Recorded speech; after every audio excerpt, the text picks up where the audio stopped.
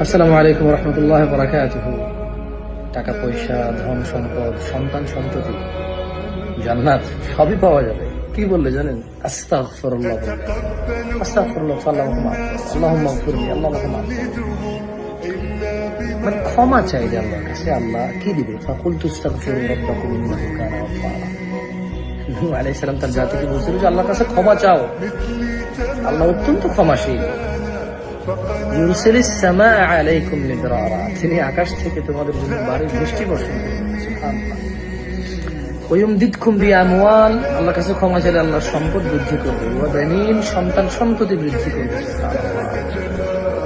ওয়ায়াজআল লাকুম জান্নাতিন ওয়ায়াজআল লাকুম আনহারা, জান্নাত দিবে এবং তার পাদদেশে কি দিবে?